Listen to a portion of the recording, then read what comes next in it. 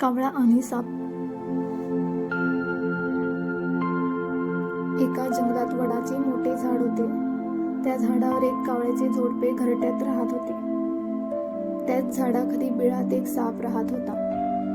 हा साप त्या कावळ्यांची नजर चुकून पिल्ले खाऊन टाके. दरवेळी असे झाल्याने कावळी खूपच दुःखी होते.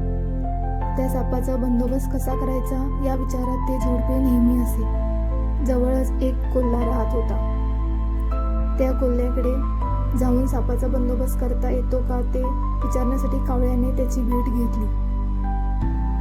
कावळा कोल्ह्यास म्हणाला, दरवेळी आमची पिल्ले हा दृष्ट साप खाऊन टाकतो. या सापाला ठार मारण्याचा काही उपाय सांगशील तर उपकार होतील. कोल्हा म्हणाला, एखादी वेळी छोटासा प्राणी युक्तीने जी गोष्ट करतो तीच गोष्ट मोठा प्राणी करू शकत नाही.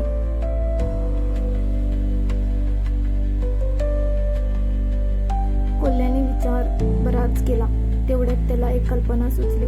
त्याने ती कावळ्याला ऐकवली. एखाद्या नगरात जाऊन श्रीमंत किंवा राजघराण्यातील मौल्यवान वस्तू किंवा दागिना घेऊन ये आणि त्या सापाच्या बिळात टाक. ज्याची वस्तू आहे तो तुमच्या पाठलांगावर असणारच. बिळातील वस्तू काढण्यासाठी प्रथम सापाला ठार मारतील व आपली वस्तू ते घेऊन जातील.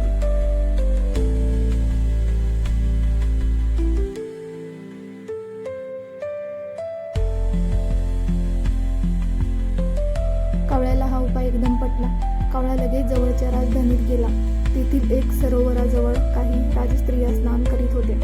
स्नानासाठी त्या स्त्रियांनी अंगावरचे दागिने काठावरच काढून ठेवले होते. कावळ्याने एक मौल्यवान हार उचलला आणि उडत जाऊ लागला. त्या मागून राजाचे शिपाई धावत होते. कावळ्याने तो हार बरोबर त्या सापाच्या बिळात टाकला.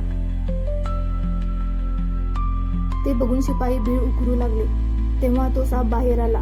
त्याबरोबर त्या शिपायांनी त्याला भाल्याने ठार मारले आणि तो हार घेऊन ते निघून गेले. कावळ्याच्या जोडप्याची चिंता दूर झाल्याने ते खुशीत होते.